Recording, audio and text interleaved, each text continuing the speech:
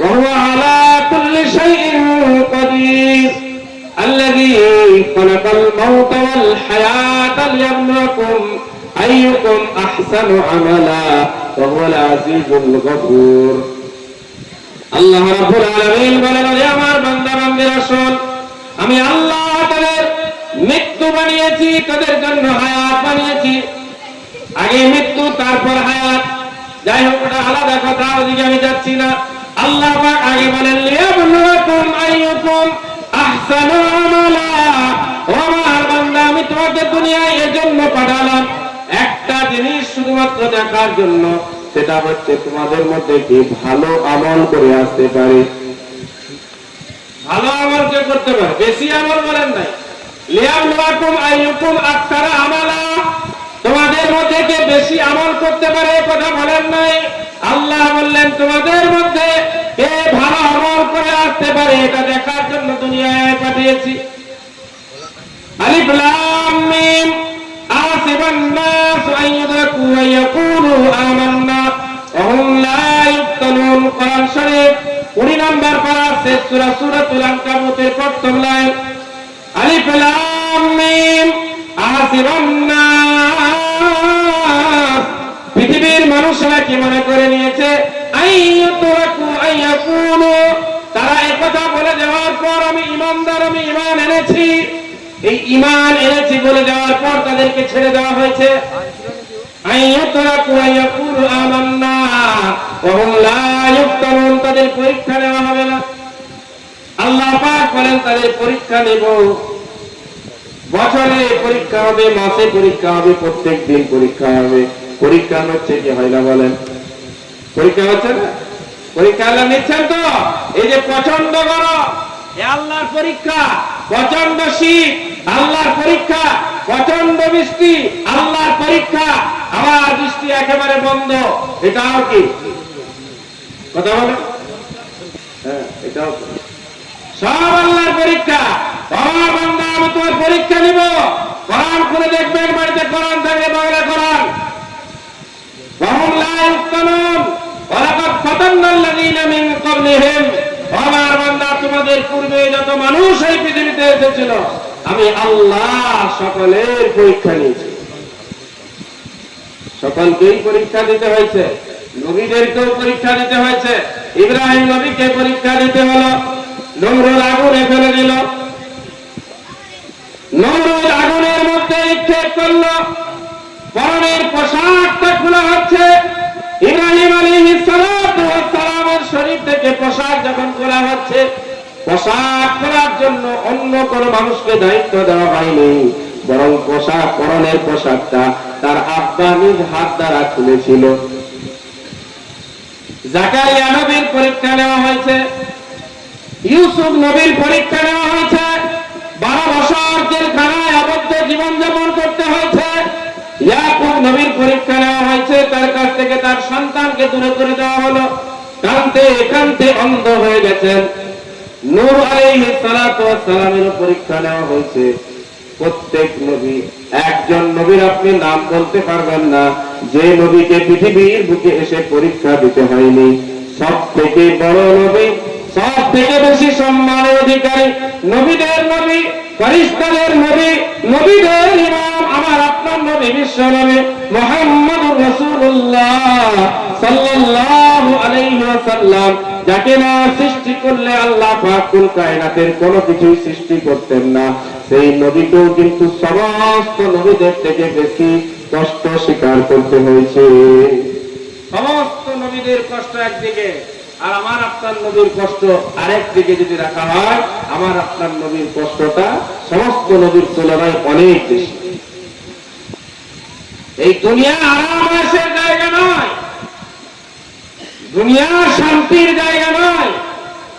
দুনিয়া খাও দাও মौज मस्ती করো ঘুমাও, এই জায়গা নয়। ঘুমানোর জায়গা হবে কবর, ঘুমানোর জায়গা হলো মুসলমানের জন্য কবর। ওই কবরে যখন যাব তখন শান্তির সাথে ঘুমাবো। কিভাবে? একজন নেককার মানুষ, তার যখন ইন্তেকাল হয়ে যায়, কবরস্থ করে দেওয়া হয়, তার কাছে আল্লাহ রাব্বুল আলামিন ফেরেশতা পাঠিয়ে দেন। আল্লাহ পাক অর্ডার জারি করেন, আমার ফেরেশতা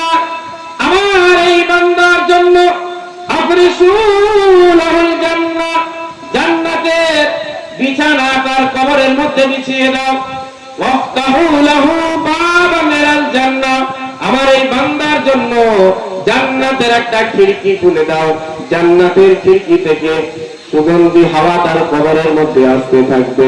এখানেই শেষ নয়, আল্লাহ পাক বলেন আমার ফেরেশতারা আমার এই বান্দাকে বলে দাও নাম তামামিল আরুস, ও আল্লাহর বান্দা তুমি নববধূ যেভাবে ঘুমায় দুশ্চিন্তা মুক্ত হয়ে ঘুমায়, নববধূ যখন বাসর রাত্রিতে বাসর ঘরে যায় তার মনের মধ্যে একটা কথা কিন্তু বদ্ধমূল হয়ে যায়, আজকে আমাকে কেউ ডিস্টার্ব করতে আসবে না, আজকে আমার এই বেডরুমে শুধু একজন আসবেন যার সাথে আমার বিবাহ হয়েছে। ও আল্লাহর বান্দা তুমি ঘুমিয়ে যাও নাম তামামিল আরুস, তুমিও ঘুমিয়ে যাও নববধূর মতো। কাল কিয়ামতের দিন তোমাকে আল্লাহ রাব্বুল আলামিন উঠাবেন, তার পূর্বে তোমাকে কেউ কষ্ট দিতে আসবে না। ও মুসলমান যুবক ভাইরা, বুড়ো বাবারা, পর্দার অন্তরালে আমার শ্রদ্ধেয় মা ও বোনেরা, এই পৃথিবীর জীবনটা কিন্তু আমার আপনার জন্য সুখের জীবন নয়, শান্তির জীবন নয়। এখানে শান্তি পেলাম, সুখ পেলাম 60-70 বছরের জীবন, 50 আলফা সানা। কিয়ামতের একটা দিন হবে 50,000 বছর সমান, 50 আলফা সানা। কিয়ামতের একটা দিন হবে 50,000 বছর সমান। ওই 50,000 বছর যদি আমার আপনার জীবন 60 বছরের জীবনটা কিয়ামতের একটা দিনের তুলনায় কিন্তু কয়েক সেকেন্ডের মাত্র জীবন। এই কয়েক সেকেন্ডের জীবনে কিন্তু আমি আপনি মনে করেছি যা করার এখানে করে নিতে হবে, মরার পরে কি হবে কে দেখে এসছে। কিন্তু জলসায় 25,000 টাকাও দিয়ে বিশ্বাস নাই যে একদিন মরবো। সাহাবারা মদ হারাম হারাম, সাহাবায়ে কেরামদের তারা মদ পান করতেন, আমাদের মতো এক গ্লাস আর এক বোতল নয়, কলসি কলসি। আমাদের ঘরে এত পানি রাখা থাকে না যত মদ রাখা থাকতো তাদের বাড়িতে, যখন মদ ছিল হালাল। হঠাৎ করে একদিন হারাম হয়, আস্তে আস্তে আস্তে করে মদ গেলে এই খারাপই আছে আবার উপকারও আছে।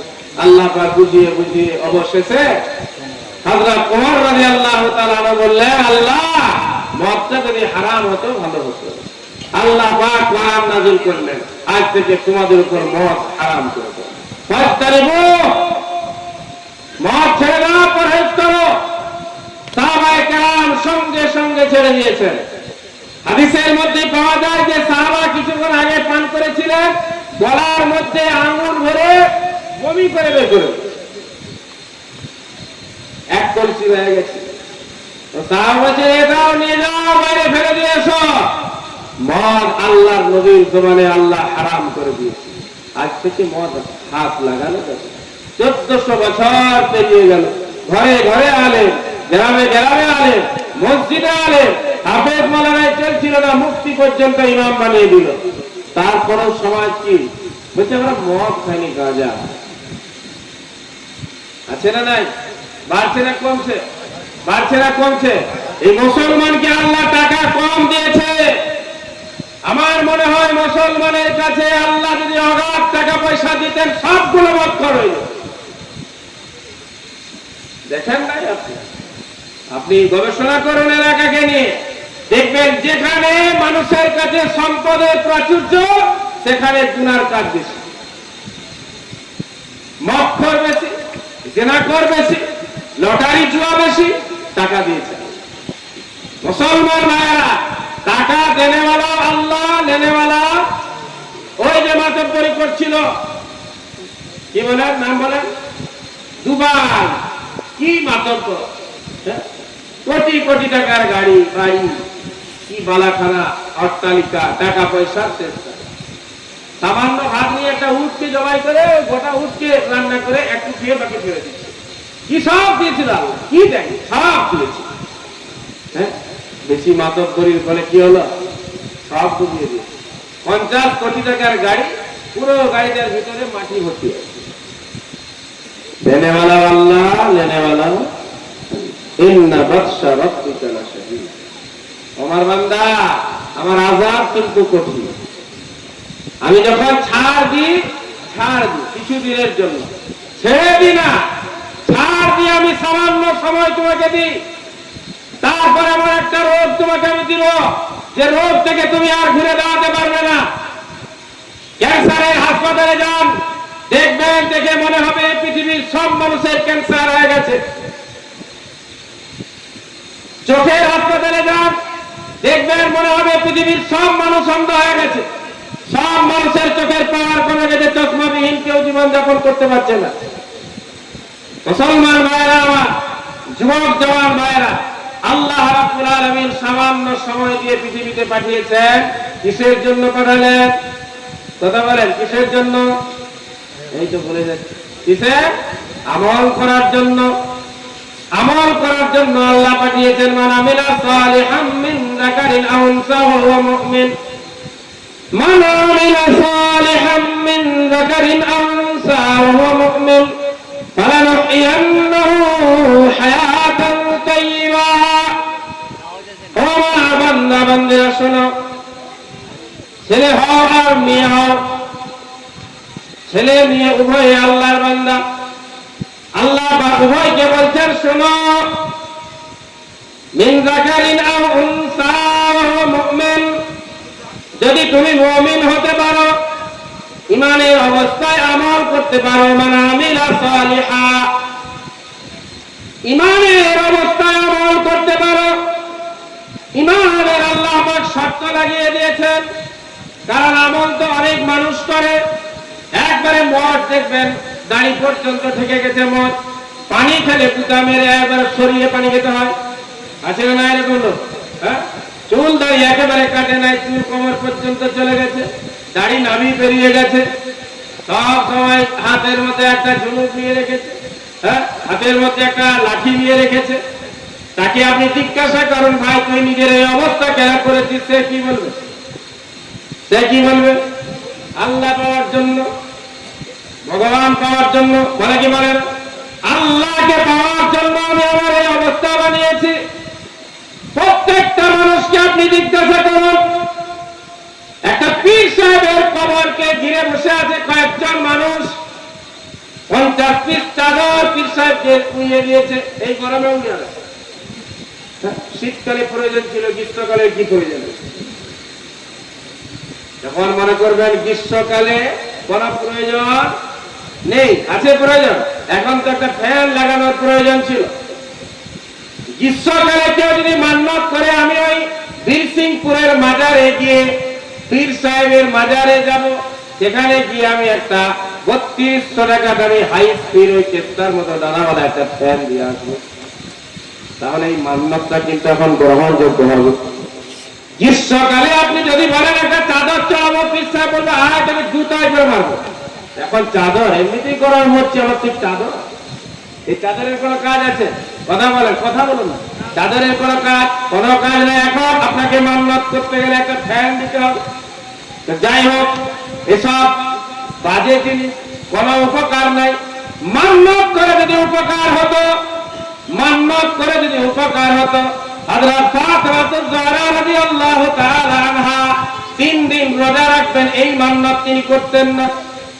কোরআন শরীফ খুলুন, 29 নাম্বার পারা, সূরাতুদ দাহর, দ্বিতীয় নাম সূরাতুল ইনসান।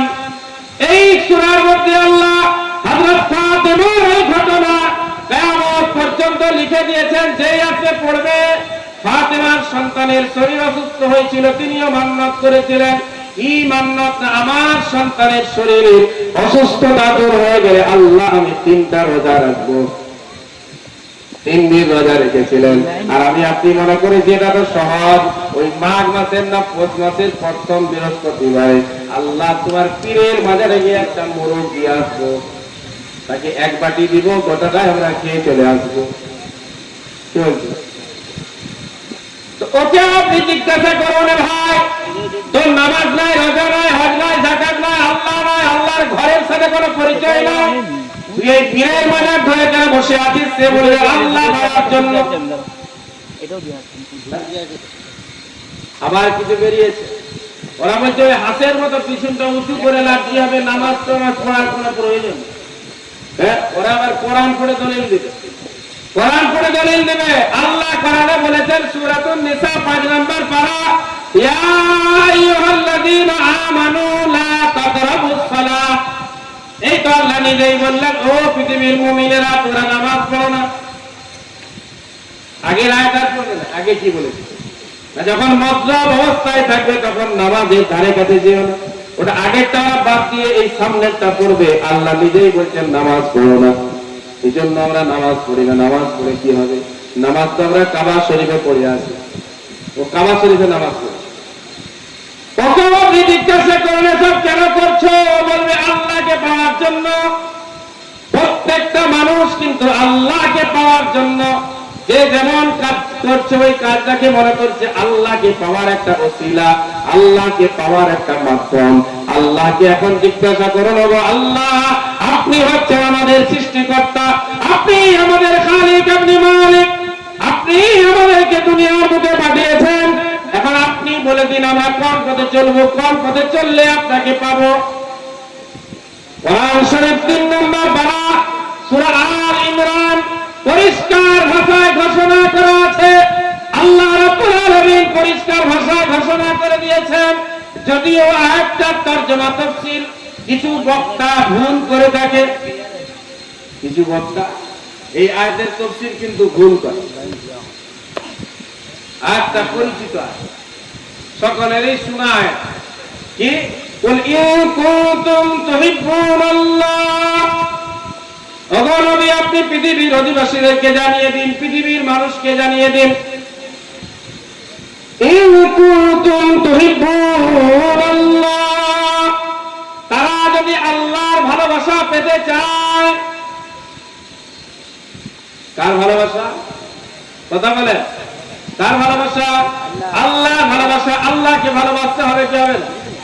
বলেন, কথা বলেন, আল্লাহকে ভালোবাসতে হবে কি হবে না? আল্লাহকে ভালোবাসতে হবে।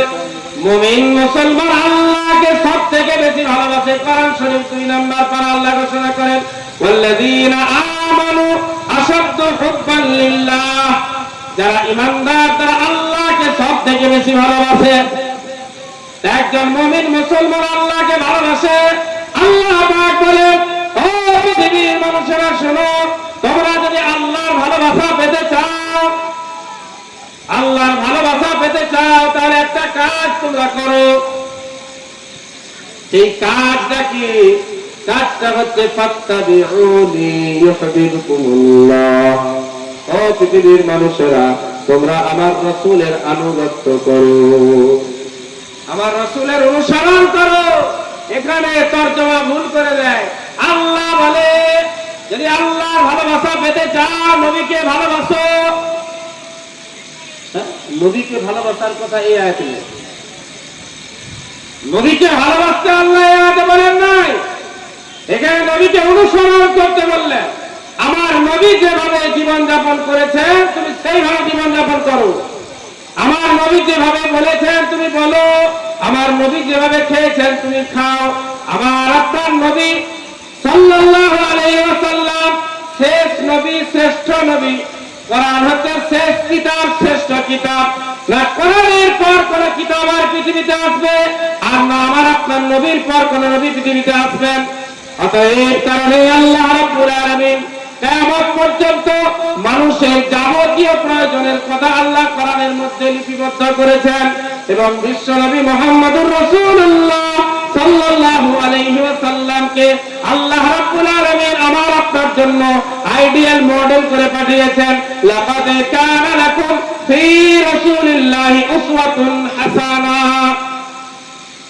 আমি আমার রাসূলকে তোমাদের জন্য তার জীবনীতে তোমাদের জন্য আমি রেখেছি উত্তম আদর্শ, উসওয়ায়ে হাসানা।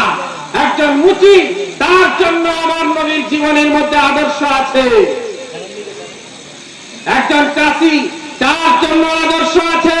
একজন ব্যবসায়ী তার জন্য আদর্শ আছে। একজন বিবাহিত পুরুষ তার জন্য আমার নবীর জীবনীতে আদর্শ আছে। আমি মাথা আজরাবো কি করে নবীজি বলে গেছেন, কাপড় পরবো কিভাবে নবীজি বলে গেছেন, আমার লুঙ্গি পায়জামাটা কি অবস্থায় থাকবে সেটাও নবীজি বলে গেছেন। বিবির কাছে যাব সেই হাদিসও আমার আপনার জন্য মওজুদ আছে, কিয়ামত পর্যন্ত থাকবে। মুসলমান ভাইরা, তাই আল্লাহ বললেন, ও পৃথিবীর মানুষেরা, তোমরা আমার নবীকে অনুসরণ করো। যে ব্যক্তির অনুসরণ করা হবে তার জীবনে সব বিষয়ে জ্ঞান থাকতে হবে, কি হবে না বলে? হ্যাঁ, হবে কি হবে না? একজন গরিব মানুষ এসে বলবে, আমার জন্য কোনো আদর্শ নেই, আমি কি করব? না, আমার নবী সাল্লাল্লাহু আলাইহি ওয়াসাল্লাম চপ্পল যখন ছিঁড়ে যেত, নবীজি নিজ হাত দ্বারা সেলাই করতেন, বলুন সুবহানাল্লাহ। হ্যাঁ, চপ্পল ছিঁড়ে গেলে নিজ হাত দ্বারা সেলাই করতেন। আর যে সামান্য পয়সার মালিক হয়ে গেলে বাবা, তার স্ট্যাটাসই আলাদা, হ্যাঁ, তার মাতব্বরি ফুটারই আলাদা। আল্লাহ হেফাজত করুন। আমার নবী নিজ হাত দ্বারা চপ্পল সেলাই করতেন। আম্মা জান আয়েশা সিদ্দিকা রাদিয়াল্লাহু তাআলা আনহা রান্নার কাজে যখন ব্যস্ত থাকতেন, নবীজি সাল্লাল্লাহু আলাইহি ওয়াসাল্লাম তাবলীগ করে যখন বাইরে থেকে ফিরে আসতেন, এই তাবলীগ তাবলীগ মানেই তো একটা ভাইরাস মনে করে, কিছু মানুষ মনে করে তাবলীগ মানে ভাইরাস। তাবলীগ মানে পৌঁছানো, বাল্লাগা ইউবাল্লিগু তাবলীগান মানে পৌঁছানো। কোন একটা জিনিস আমার কাছে আছে, ওটা আপনার কাছে পৌঁছিয়ে দেওয়া। নবীজি বলেন, বাল্লিগু আন্নী ওয়ালাউ আয়া, তোমার কাছে যদি আমার পক্ষ থেকে একটা ছোট্ট কথা থাকে, ওই কথাটা আমার অন্য উম্মতের কাছে পৌঁছিয়ে দাও, বলেন সুবহানাল্লাহ। এই পৌঁছিয়ে দেওয়াটাকেই বলে তাবলীগ। আযান হচ্ছে তাবলীগ, হাইয়া আলাস সালাহ হচ্ছে তাবলীগ, হাইয়া আলাল ফালাহ হচ্ছে তাবলীগ। সব নবীজি সাল্লাল্লাহু আলাইহি ওয়াসাল্লাম যখন তাবলীগ করে বাইরে থেকে আসতেন, আম্মা জান আয়েশা সিদ্দিকা রাদিয়াল্লাহু তাআলা আনহা রান্নার কাজে ব্যস্ত থাকতেন। নবীজি সাল্লাল্লাহু আলাইহি ওয়াসাল্লাম আওয়াজ দিয়ে বলতেন, আয়েশা, ও আয়েশা, তোমাকে তাড়াহুড়ো করতে হবে না, বর্তনটা দাও, বরং ছাগলগুলোর দুধ দহন করছি আমি নিজ হাত দ্বারা, বলুন সুবহানাল্লাহ। আমার নবী নিজ হাত দ্বারা ছাগলের দুধ দহন করতেন। আমার নবী কাঠের ব্যবস্থা করতেন, জ্বালানির ব্যবস্থা নিজ হাত দ্বারা করতেন। গরিবের জন্য আমার নবী হচ্ছেন আদর্শ, বড় লোকের জন্য আমার নবী হচ্ছেন আদর্শ। সেই নবীর ব্যাপারে আল্লাহ পাক বলছেন, ফাত্তাবিউনি ইউহিব্বুকুমুল্লাহ। ও পৃথিবীর মানুষেরা, ফাত্তাবিউনি, ও নবী আপনি বলে দিন তারা যেন আপনার অনুসরণ করে। নবীজির অনুসরণ করব, রাজি আছেন? নবীজির অনুসরণ করতে হবে। নবীজির অনুসরণ যদি আমি আপনি করি, আল্লাহ পাক ঘোষণা দিচ্ছেন, ও আমার বান্দা বান্দীরা, তোমরা যখন আমার নবীর অনুসরণ করবে, আমি আল্লাহ পাক তোমাদেরকে নিজের মাহবুব বানিয়ে নিব, বলুন সুবহানাল্লাহ। আমিও তোমাদেরকে ভালোবাসবো। তোমরা যদি আমার নবীর অনুসরণ করো, আমি আল্লাহ তোমাদেরকে ভালোবাসবো।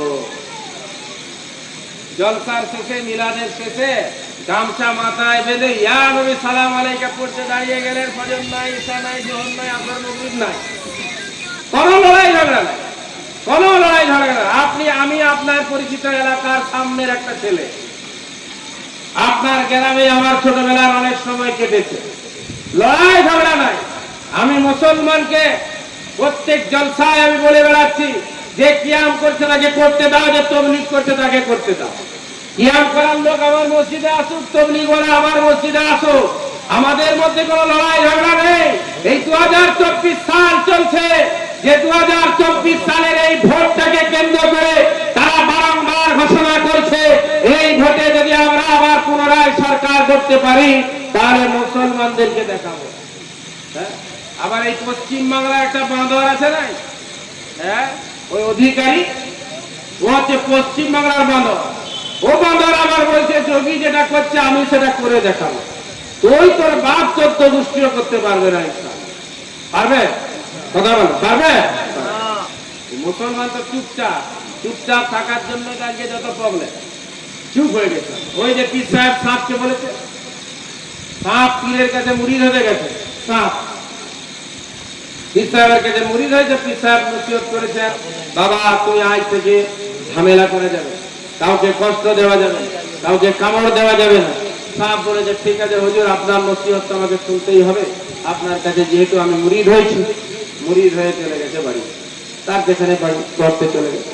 এখন রোদ নেওয়ার জন্য একটু বেরিয়েছে, আর কয়েকজন দুষ্টু যুবকের নজরে পড়েছে, একবারে লাঠি করে বেরিয়ে সোজা করে দিতে হবে। বইটার বেলায় কোনো মতে কষ্ট করে অ্যাম্বুলেন্স তাদের নেই, কোন রকমে হেঁটে হেঁটে পীর সাহেবের কাছে গেছে। পীরকে গিয়ে বলছে, হুজুর আপনার নসিহত শুনে আমার এই দশা। বলে কি হলো রে? এটা বেশ চুপচাপ আপনার নসিহত শুনে গর্তের মধ্যে ছিলাম, সামান্য একটু রোদ নেওয়ার জন্য বেরিয়েছিলাম, আর কয়েকজন যুবক এসে আমাকে এমন কুটান পিটিয়েছে, একবারে সোজা করে দিচ্ছে, লাল নীল করে দিচ্ছে। তখন পীর সাহেব বলছে, বাবা তোকে আমি কামড় দিতে মানা করেছিলাম, ফুস করতে মানা করেছিলাম, তুই ফুস তো করতে পারছিস, তাও দেখছিস মুসলমান তাকে ফুস করাও ছেড়ে দিচ্ছে। হ্যাঁ, মুসলমানের দাপটটা দেখাতে হবে না। বল জয় শ্রীরাম, আমি বলার জন্য রাজি আছে, একবার বল, কান করে থাপ্পড় মারতে হবে যে আমি বলেছি তোকে আল্লাহু আকবার বলতে। তোর বাপের দেশে বাস করি নাকি এই দেশটা তোর বাপের যেমন আমার বাপের তেমন। এই ভারতবর্ষের জন্য তোর বাপ দাদা যেমন রক্ত দিয়েছে, তাদের থেকে অনেক বেশি রক্ত মুসলমান দিয়েছে। 14,000 ওলামায়ে কেরামকে ফাঁসির কাস্টে ঝুলানো হয়েছে। 14,000 ওলামায়ে কেরামকে গলা কেটে তাদেরকে শুয়োরের চামড়ার মধ্যে সেলাই করে ঝুলিয়ে দেওয়া হয়েছে। ওই ইতিহাস তো আমরা পড়িনি, জানি না। মনে হচ্ছে বাবা এদের কাছ থেকে আমরা খসামত করে আসি, ওরা তারা যা বলবে ওরা তাই।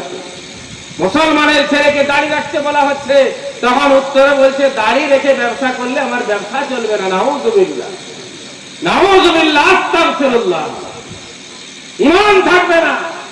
যদি এই ধারণা হয় আমি দাড়ি রাখি, টুপি পরি, ব্যবসা আমার চলবে না, দাড়ি রাখার কারণে আমার ব্যবসা লস হবে, বোরকার কারণে আমার লস হবে, বোরকার কারণে মানুষের মাঝে আমি যেতে পারবো না, আমার চাকরি হবে না, আমার কোনো ভালো কাজ হবে না। ও মুসলমান ভাইরা, আমার মায়েরা বলে যাচ্ছে, শুনে রাখুন, এটা আমি ফাতোয়া দিয়ে যাচ্ছি। যদি কেউ মনে করে দাড়ির কারণে আমার ব্যবসা চলবে না, দাড়ি নাই বলে আমার ব্যবসা হচ্ছে, দাড়ি রাখলে আমার দোকানে কোনো কাস্টমার আসবে না, আপনার ঈমান নাই, ঈমান শেষ হয়ে গেছে, আপনাকে নতুন করে বিবাহ করাতে হবে, অন্যথায় আপনার বিবির কাছে গিয়ে সব জেনা হবে, জেনা। বোরকার কারণে যদি আমি মনে করি আমাকে অপমানিত হতে হবে, বোরকার কারণে আমার চাকরি হবে না, আমার ঈমান নাই, ঈমান শেষ হয়ে গেছে। বোরকার হুকুম কার বলে? বোরকার হুকুম কার? আল্লাহর হুকুম। দাড়ি রাখার হুকুম কার? আল্লাহর হুকুম। 1,24,000 পয়গম্বরের চেহারার মধ্যে দাড়ি ছিল, বলুন সুবহানাল্লাহ। একজন নবী আপনি দেখাতে পারবেন না যে নবীর চেহারায় দাড়ি ছিল না। সমস্ত আম্বিয়ায়ে কেরামের চেহারার মধ্যে দাড়ি ছিল। আজকে মুসলমানের ছেলে তুমি মনে করলে দাড়ি রাখলে বুড়ো হয়ে যাবে, দাড়ি রাখলে বুড়ো হয়ে যাবে, দাড়ি রাখলে চাকরি পাওয়া যাবে না, দাড়ি রেখে ব্যবসা করলে ব্যবসা ভালো চলবে না, দাড়ি রেখে ব্যবসা করলে কাস্টমার দোকানে আসবে না। এই ধারণা মুসলমানের ছেলে। মুসলমান ভাইরা, আমার চাচা, মুরব্বী বাবারা, যে কথা আমি বলছিলাম যে কেউ আপনি করছেন করুন, আমি তাবলীগ করি আমাকে করতে দিন, না আমার পেছনে আপনার লাগার প্রয়োজন আছে, না আপনার পেছনে আমি লাগবো, না আমার ব্যাপারে আপনার ফতোয়া দেওয়ার প্রয়োজন আছে।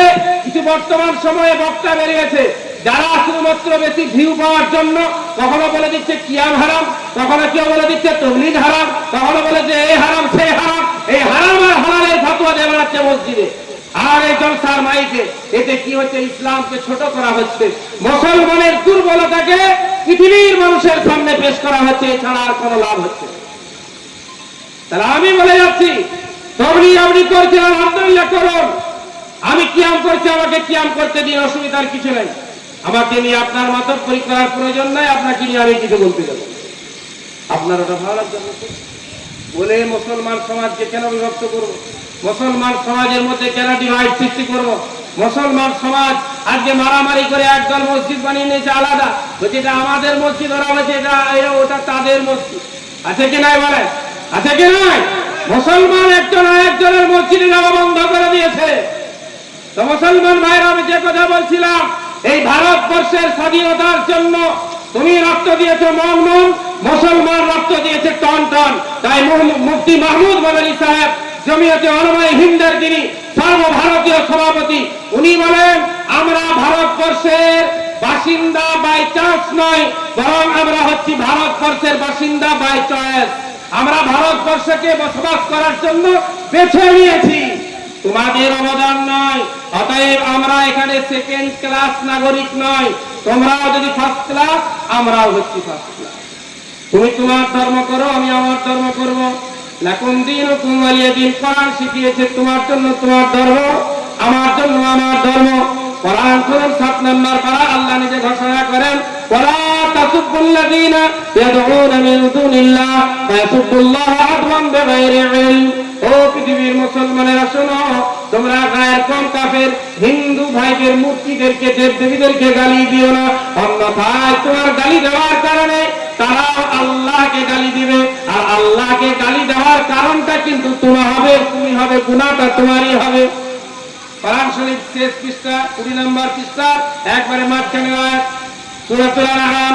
কোরআন খুলে দেখুন, কোরআন কিন্তু মুসলমান আর হিন্দু শিক্ষা দেয়। কোরআন পরিষ্কার বলে যে তোমার জন্য তোমার দিন, আমার জন্য আমার দিন। নবীজিকে কাফেররা এসে বলল, আপনি আমাদের ধর্ম একদিন পালন করুন, হ্যাঁ, আর আমরা আপনার ধর্ম একদিন পালন করব। আল্লাহ পরিষ্কার বললেন, না, লাকুম দীনুকুম ওয়ালিয়া দীন। বলে দিন আপনি, তোমাদের জন্য তোমাদের দিন, আর আমার জন্য আমার। তা আমরা এই ইসলাম পেয়ে দুঃখিত না গর্বিত? কথা বলেন, ইসলাম পেয়ে আমরা লজ্জিত? ইসলাম পেয়ে লজ্জিত না গর্ব সহকারে বলবো? সব জায়গায় বলবো, মুসলমান ভাইরা শুনে রাখুন, মুফতি মাহমুদ মাদানী সাহেব সর্বভারতীয় জমিয়তের সভাপতি, উনি বলেছেন, কেউ যদি আমাকে রাস্তায় ধরে, কোন রিক্সা চালককে, গাড়ির ড্রাইভারকে, কোন চাষি মুসলমানকে ধরে যদি বলে, জোরপূর্বক তারা যদি তাদের ধর্মীয় কোন স্লোগান দেওয়ার কথা বলে, মুসলমানের ছেলে তুমি রুখে দাঁড়িয়ে যাও, তোমার সিনায় যদি ছুরি চালিয়ে দেয়, তুমি তো শহীদ হয়ে জান্নাতে যাবে। ভয়টা কিসের? ভয় কিসের? না বলে দেবো, জয় শ্রী রাম, একবার বলে দিচ্ছি, হ্যাঁ, 3বার বলে দিতে হবে, 2বার বলছি, এরকম বলবো? বলবো। তোমাকে আল্লাহ আকবার বলতে হবে না, আমিও ওটা বলতে পারবো। আমি মুসলমান, কলমাওয়ালা মুসলমান, আমি এক আল্লাহকে স্বীকার করেছি, আল্লাহকে এক বলে মেনে নিয়েছি, আল্লাহ ছাড়া অন্য কোনো মাবুদ নাই। তো যে কথা আমি বলছিলাম, মনে আছে না নাই আপনাদের? পরীক্ষা কথা কি বলছিলাম? প্রথমে শুরু করেছিলাম, কিছুক্ষণ আগে বলেছি যে প্রত্যেকটা মানুষ বলছে আমি আল্লাহকে পাওয়ার জন্য এই কাজ করছি, আল্লাহকে পাওয়ার জন্য এই পথটা ধরেছি। এখন আল্লাহকে জিজ্ঞাসা করুন, আল্লাহ আমি আপনাকে পাবো কিভাবে? আপনিই বলেছেন। আল্লাহ বললেন, ফাত্তাবিউনি ইউহিব্বুকুমুল্লাহ। ও আমার বান্দা বান্দিরা, তোমরা আমার রাসূলের অনুসরণ করো, আমার রাসূলকে ফলো করো। আমার নবীর খাওয়া পড়া, উঠা বসা, ঘুমানো, চলা, মানুষের সাথে লেনদেন, আচার আচরণ, সব কিছুকে তোমরা যখন ফলো করবে, ইউহিব্বুকুমুল্লাহ, আমি আল্লাহ তোমাদেরকে নিজের বন্ধু বানিয়ে নিব। বলুন সুবহানাল্লাহ। কোরআন শরীফ আপনি খুলুন, আল্লাহ বলেন, ওমাই ইউতিইল্লাহ ওয়ার রাসূল, ওমাই ইউতিইল্লাহ ওয়ার রাসূল। দুই জনের কথা আল্লাহ বললেন, যারা আল্লাহর অনুসরণ করবে, আল্লাহর কথা মেনে চলবে, আল্লাহর ইতাআত করবে, আনুগত্য করবে। 2 নম্বরে বলেন আর রাসূলের আনুগত্য করবে। দুজনের অনুসরণ, একজন হচ্ছে আল্লাহ, তার হুকুম আমাকে আপনাকে মানতে হবে। 2 নম্বর হচ্ছে রাসূল, তার হুকুম আদেশগুলি আমাকে আপনাকে মানতে হবে। যদি আমি আপনি মেনে নিই, আল্লাহ নিজেই বলেন, ওরে আমার বান্দা, তুমি দুনিয়ার বুকে আমার রাসূলের আনুগত্য করে আসবে, আমি আল্লাহ রাব্বুল আলামিন কাল কিয়ামতের দিন তোমাদেরকে নবীদের সাথে উঠাবো, শহীদদের সাথে উঠাবো, সালেহীন নেককার বান্দাদের সাথে উঠাবো। বলুন সুবহানাল্লাহ। কার অনুসরণ করবো বলেন? নবীজির অনুসরণ কি শুধু চুমু খেয়ে চোখ লাগানোর মধ্যে শেষ? কথা বলেন, বুঝানো বলেন, এই পথে বলতে হবে। বাংলাদেশের বক্তা এনেছেন আপনারা, ঠিক ঠিক না বললে দুজন সাই করতে পারবেন, আমি তো তাও চালিয়ে দিই। মাইকে তো 12টা, আমার গলার 12টা বাজিয়ে দিই, মাইক তৈরি করে যাচ্ছে, তাই ভাই? হ্যাঁ, বাংলাদেশের বক্তা এনেছেন, ওদের সাথে কিন্তু ঠিক ঠিক বলতে হবে, ঠিক না বললেও জলসা করতে পারবেন। আমরা পশ্চিমবঙ্গের লোক, এলাকার লোক চালিয়ে দিচ্ছি, আমি জানি এরা কিছু বলবে না, যতই বলা। এর পথে কথা বলতে হবে, কার অনুসরণ করবো? কার অনুসরণ করবো বলেন? নবীর অনুসরণ। এরপরে নবীর মহব্বত, নবীর অনুসরণ শুধু চোখে চোখে লাগানোর মধ্যে শেষ না, আরো কিছু আছে? আরো কিছু আছে। মিলাদের পরে দাঁড়িয়ে কিয়াম করলেই শেষ না, আরো কিছু আছে? আরো আছে এর থেকে গুরুত্বপূর্ণ বিষয়গুলি, কিন্তু আমি আপনি ছেড়ে দিয়েছি। গুরুত্বপূর্ণ বিষয় হচ্ছে নামাজ। মুসলমানের জন্য গুরুত্বপূর্ণ বিষয় কি? কথা বলেন। গুরুত্বপূর্ণ বিষয় হচ্ছে নামাজ। এই নামাজ কিন্তু আমি আপনি ছেড়ে দিয়েছি। নামাজ পড়ুক আর নাই পড়ুক, ও মুসলমানের ছেলে গর্ব করে বলে বছরে আমি সবে বরাতের চাঁদে একটা মিলাদ করাই। জানিস কি জন্য করাই? বলি না বাবা আমি জানি নাই। তাহলে তুমি একটু বলো। বলে আমি এই জন্য একটা বছরে মিলাদ করাই, আমার নবীর সানে কিয়াম পড়া হবে, আমি একবার দাঁড়িয়ে সালাম পড়বো। নবী বলে আয়, জুতা রেডি করে রেখেছি, আয় তোর সালাম বের করতে হবে। হ্যাঁ, এবার আয় তুই মরে আয়। তারপরে দেখছি জীবনে নামাজ নাই, জীবনে নামাজ নাই। নবী আমার বললেন টাকনুর নিচে, খাড়ু ঘাটের নিচে, এটাকে বলে এটা, হ্যাঁ, এর নিচে যারা লুঙ্গি পরবে, প্যান্ট পরবে, পায়জামা পরবে, যে কাপড়গুলো উপর থেকে নিচ থেকে উপর থেকে তুলি, ওই কাপড়গুলি, হ্যাঁ, নিচ থেকে না উপর থেকে যেগুলি নিচ থেকে নামে, হ্যাঁ, এই কাপড়। মজা পড়লে আপনার প্রশ্ন হবে তাহলে মজা পরে তো সব ঢাক, অত অসুবিধা নেই। লুঙ্গি যখন আমি পরবো, পায়জামা পরবো, প্যান্ট পরবো, ওটা এই খালুঘাটের উপরে থাকতে হবে না নিচে? কথা বলেন। উপরে যদি উপরে থাকে, কিছু দাদি বুড়ি আছে তারা বলবে তোর বাপ দাদা কি খেতে পায়নি, হ্যাঁ, এমন কি ড্রেস পরেছি, বলে কি বলে না?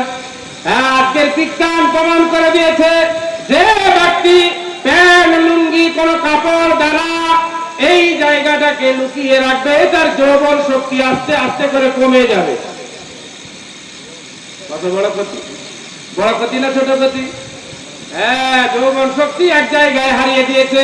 এখন দেওয়ালে লেখা আছে, দেওয়ালে দেওয়ালে লেখা দেখেন নাই? ডাক্তার আর হালদার দেওয়ালে লেখা আছে, দেখবেন আপনার কি যৌবন শক্তি দুর্বল, আপনার কি শারীরিক শক্তি নেই, গো আপনার ঘর করছে না, তাহলে দেরি কিসের, আমার কাছে চলে আসুন।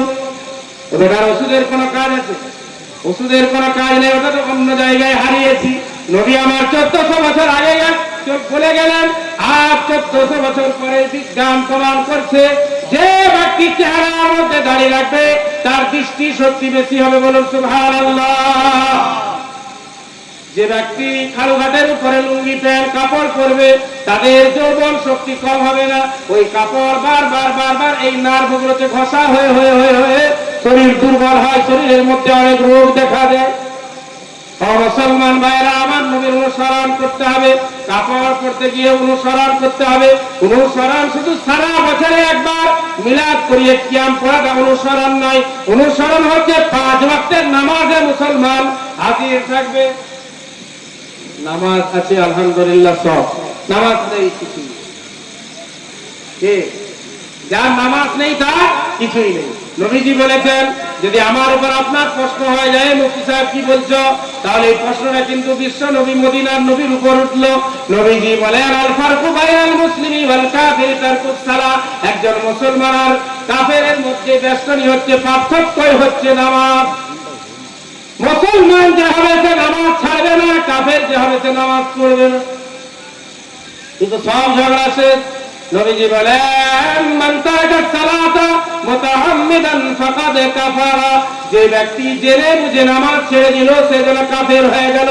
ইমাম শাফি বলেন মুসলমানের ছেলে যদি জেনে বুঝে নামাজ ছেড়ে দেয়, তলোয়ার নাও তার গর্দানটা উড়িয়ে দাও, তাকে মেরে দেওয়া হালাল, সে তো মুরতাদ কাফের হয়ে গেছে। ইমাম আবু হানিফা, যে ইমামকে আমরা মানি, ইমাম আবু হানিফা কজন ইমাম? কজন ইমাম বলেন? 4 জন ইমাম। 4 ইমাম, ইমাম আবু হানিফা, ইমাম শাফি, ইমাম আহমদ, ইমাম মালিক, 4 ইমাম। বর্তমান সময়ে একটা ফেতনাবাজ দল বেরিয়েছে, ওরা বলছে কোন ইমাম মানতে হবে না। কেউ বুকে হাত বাঁধছে, কেউ এখানে বাঁধছে, আবার কদিন পরে দেখবেন মাথার উপরে বাঁধবে। হ্যাঁ, মাথার উপরে বাঁধবে। নারে তাকবীর, নারে তাকবীর, মৌলানা হোসেন কাসেমি। মুসলমান ভাইরা আমার, ওই একটা দল বেরিয়েছে, ওরা বলছে আমরা কোন ইমাম মানি না। ইউটিউব থেকে পাগল হয়ে গেছে, ইউটিউব থেকে পাগল। নামাজের মধ্যে আপনি হাত ছেড়ে নামাজ পড়লেও নামাজ হবে। নামাজ হবে কি হবে না বলেন? টুপি পড়লেও নামাজ হবে, না পড়লেও নামাজ হবে। বুকে হাত বাঁধলেও নামাজ হবে। বুকে নয়, বুকের নিচে, নাভির উপরে। ইমাম শাফি বলেন নাভির উপরে, ইমাম আবু হানিফা বলেন নাভির উপরে নয় বরং নাভির নিচে হাত বাঁধাটা হচ্ছে উত্তম। আমরা ইমাম আবু হানিফাকে ফলো করি, কাজেই আমরা হাতটা নাভির নিচে বাঁধি। এটা মারামারির বিষয় নয়, লড়াইয়ের বিষয় নয়। যাই হোক, চারজন ইমাম, কজন ইমাম? চার ইমাম। ইমাম আবু হানিফা বলেন হত্যা করতে হবে না, গর্দান উড়িয়ে দিতে হবে না, বরং তাকে জেলখানার মধ্যে বন্দী করে দাও। জেলখানায় বন্দী করো। যে নামাজ ছাড়বে তাকে জেলখানায় বন্দী করে দাও। যে কদিন জেলখানায় থাকবে যদি তওবা করে ছাড়বে, তওবা না করলে ছাড়া যাবে না। মুসলমান ভাইয়েরা, যাই হোক, আর একটা আমি হাদিস পড়েছি, নবীজি সাল্লাল্লাহু আলাইহি সাল্লামের কাছে একজন দেহাতি এসে প্রশ্ন করলো। ওই যাই বলছিলাম, এদিকে আমার দিকে তাকান, বলছিলাম না বিচিংপুরের মাজারে আপনি গিয়ে গরমকালে একটা ফ্যান দিবেন, মান্নত করবেন। গ্রীষ্মকালে হুজুর আপনার দরবারে একটা ফ্যান দিয়াই মান্নত করবেন। গ্রীষ্মকালে একটা ফ্যান দিলাম, শীতকালে না হয় চাদর দিব। এটা আপনি বলবেন চাবলা থেকে এসে তুমি এত বড় কথা বলে দিয়ে গেলে। যদি মনে করেন চাবলা থেকে এসে এত বড় কথা বললে, তাহলে এই প্রশ্নের আঙুলটা কিন্তু নবীজির দিকে উঠবে। মনে রাখবেন, নবীজি সাল্লাল্লাহু আলাইহি সাল্লামের কাছে একজন দেহাতি ব্যক্তি এলো। দেহাতি পাড়া গ্রামের মানুষ। পাড়া গ্রামের মানুষ এসে নবীজিকে জিজ্ঞাসা করলো, আমার মুজিবাতান, ও নবীজি দয়া করে একটু বলে দিন দুটি ওয়াজিব করনেওয়ালা জিনিস কি, দুটি ওয়াজিবকারী জিনিস কি, দয়া করে একটু বলে দিন। দুটি এমন জিনিস বলে দিন যে দুটি জিনিস ওয়াজিব করে দিবে। নবীজি সাল্লাল্লাহু আলাইহি সাল্লাম বললেন, মাম্মাতা লা ইউশরিক বিল্লাহি শাইআ দাখালাল জান্নাহ। যে ব্যক্তি এই অবস্থায় মৃত্যুবরণ করবে, আল্লাহর সাথে কাউকে শিরিক করবে না, আল্লাহর সাথে শিরিক না করেই যদি মৃত্যুবরণ করে, নবীজি বলেন দাখালাল জান্নাহ, ওই ব্যক্তি জান্নাতে দাখিল হয়। বলেন সুবহানাল্লাহ। দুই নম্বরে নবীজি বলেন, ওয়া মাতা ইউশরিক বিহি শাইআ দাখালান নার। আর যে ব্যক্তি এই অবস্থায় মৃত্যুবরণ করবে, আল্লাহর সাথে শিরিক করেছে, যে শক্তি আল্লাহর আছে ওই শক্তি অন্য কারো আছে যদি মনে করে, এই অবস্থায় যদি তার মৃত্যু হয়, নবীজি বলেন দাখালান নার। পীরের মাজারে আপনি যাবেন কি না যাবেন এটা আপনার পার্সোনাল ব্যাপার। আমাকে আপনি দেখেছেন, আমার উপর একটা দায়িত্ব আছে। এই দায়িত্বকে সামনে রেখে দায়িত্বের কথা মনে করে আপনাকে একটা আমি কথা বলে দিলাম। মানা না মানা এটা আপনার ব্যক্তিগত ব্যাপার। আপনি মানতেও পারেন, না মানতেও পারেন। মানলে কিন্তু মনে হবে দাখালাল জান্নাহ, আর না মানলে মনে রাখবেন দাখালান নার। দুটি জিনিস কেউ ওয়াজিব করে। শিরিক যদি আমি করি, তাহলে এই শিরিক আমার জন্য জান্নাতটাকে হারাম করে দিবে। আল্লাহর মতো কেউ আছে? হ্যাঁ, যেমন মুখ্যমন্ত্রী মমতা বন্দ্যোপাধ্যায়, তিনি বেচারি একাই তো সব কাজ করতে পারবেন না। তার জন্য কল মন্ত্রী আলাদা, লেখাপড়া মন্ত্রী আলাদা, চাকরি মন্ত্রী আলাদা, সব বিভিন্ন ডিপার্টমেন্টে ভাগ করা আছে কি নাই? হ্যাঁ, মুসলমান মনে করে আল্লাহ কি একাই সব কাজ করতে পারবে? তার জন্য আল্লাহ নিজের কাজগুলিকে বন্টন করে দেবে। এই মনে করা যাবে না। আল্লাহ সব কাজ নিজে করেন। বলুন সুবহানাল্লাহ। আল্লাহ নিজেই সব কাজ নিজে করেন, আর এই সমস্ত কাজ করার জন্য আল্লাহ কখনো ক্লান্ত হন না। মুসলমান ভাইয়েরা, আমার চাচারা, মুরব্বী বাবারা, তো শিরিক থেকে বেঁচে থাকবো ইনশাআল্লাহ। রাজি আছেন? রাজি আছেন? শিরিক করব না। ছেলে মেয়ে কার কাছে চাইবো বলেন? জোরে বলেন, জোরে বলতে হবে। ছেলে মেয়ে কার কাছে চাইবো? বৃষ্টি না হলে বৃষ্টি কার কাছে চাইবো? খাজা মঈনুদ্দিন চিশতির নামে ডেক চাপিয়ে দিয়ে আজকে বিকালে পানি হয়ে গেছে বলছে। সোনা জিনিস দেখা দিল, লাল সাধু বেঁধেছে হাড়ির মাথায়, আর ওই যে খাজা মঈনুদ্দিন চিশতির নামে ডেক চাপা আজকে পানি হবে। আর আল্লাহর কোরআনকে আপনি জিজ্ঞাসা করুন, পরিষ্কার ভাষায় ঘোষণা করেছেন, ইন্নাল্লাহা ইনদাহু ইলমুস সাআহ ওয়া ইউনাজ্জিলুল গায়ব। আল্লাহ জানেন কখন পানি হবে না হবে। এই পানি দেওয়ার মালিককে, জোরে বলেন, পানি দেওয়ার মালিককে। যেমন রাত করার মালিক আল্লাহ, দিবস আনার মালিক আল্লাহ, পানি দেওয়ার মালিক আল্লাহ, ছেলে মেয়ে দেওয়ার মালিক হচ্ছে আল্লাহ। ইব্রাহিম নবী কার কাছে চেয়েছেন সন্তান? কার কাছে চেয়েছেন? আল্লাহর কাছে। জাকারিয়া নবী কার কাছে চাইলেন? কার কাছে চাইলেন? আল্লাহর কাছে। ও মুসলমান ভাইরা, হাত জোড় করে বলে যায় বাংলা কোরআন কিনুন, বাংলা তরজমাওয়ালা কোরআন কিনুন, আর ওই বাংলা তরজমার কোরআনটা বারংবার পড়ুন। দেখুন এই শিরক থেকে আপনি মুক্ত হয়ে জীবন যাপন করতে পারবেন, বিদআতগুলি আপনি ছেড়ে দিতে পারবো। কোরআনের সামনে সামনে আমাকে আপনাকে আসতে হবে, কোরআন পড়তে হবে, কোরআন ঘরে একটা রাখতে হবে। আর একটা হাদিস আমি পড়েছি বলেই শেষ করে দেবো, হযরত চলে এসেছেন। আতিবু আওলাদাকুম সালাসাতা খিসাল, নবীজি বলেন তোমরা তোমাদের সন্তানদেরকে তিনটি গুণের কথা বলো। কটি বলেন? এখন 4 মিনিট আছে, 3 মিনিটে বলেছে। কটি কথা? তিনটি কথা। 1 নাম্বার হুব্বে নবীকুম, তোমাদের নবীর মহব্বত শিক্ষা দাও। ঘটনা বললে কিন্তু সারা রাত ঘটনা বলা যাবে, বুঝতে পারছেন? ঘটনা বললে ফাঁকিবাজি হয় ভালো, ঘটনা বলে জলসা করে দিল। ঘটনা বলাটা তার কারামতি নয়, যে ঘটনা একটা বড় ঘটনা ধরলাম, এই বাঘ আসছিল, আব্দুল কাদের জিলানী মায়ের পেট থেকে বেরিয়ে বাঘটাকে তাড়িয়ে দিল, তারপর আবার পেটে ঢুকে গেল, আর সব দর্শক একবারে সুবহানাল্লাহ বলে তিরকল ফাটিয়ে দিল। কোথা থেকে পেলি ঘটনা বলে বাবা? ওইটা কোনো জায়গায় পাইনি, নিজে বানিয়ে গেল। তো ঘটনা তো অনেক আছে নবীজির ভালোবাসার ঘটনা। 1 নাম্বার নবীজির ভালোবাসা, হুব্বে নবীকুম। 2 নম্বরে হুব্বে আহলে বাইতিহি। 2 নাম্বার নবীজি বললেন আহলে বাইতের মহব্বত, নবীজির বংশ, নবীজির পরিবার পরিজন, তার ছেলে মেয়ে আত্মীয় স্বজন, তাদের ভালোবাসা। 3 নম্বরে নবীজি বলেন ওয়া কিরাআতিল কোরআন, কোরআনের শিক্ষা দাও। ছেলে মেয়েদেরকে কিসের শিক্ষা? কথা বলেন, কিসের শিক্ষা দিব? কোরআনের শিক্ষা অবশ্যই দিব। ফাইন্না হামালাতাল কোরআন ফি যিল্লিল্লাহ, কারণ কোরআন পড়নেওয়ালারা কিয়ামতের দিনে আল্লাহ তাদেরকে আরশের ছায়া দান করবেন। ইয়াউমা লা যিল্লা ইল্লা যিল্লুহু, যেদিন আল্লাহর ছায়া ছাড়া কোনো ছায়া থাকবে না, সেদিন আল্লাহ ছায়া দান করবেন।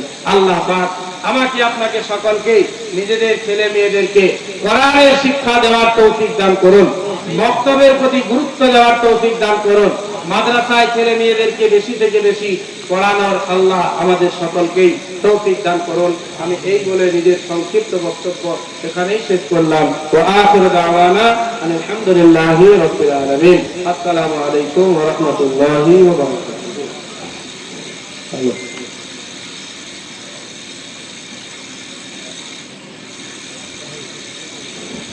আমাদের আসল ভাই আমাদের হুজুরকে তুলে তারা দিয়ে সম্মান জানাবেন।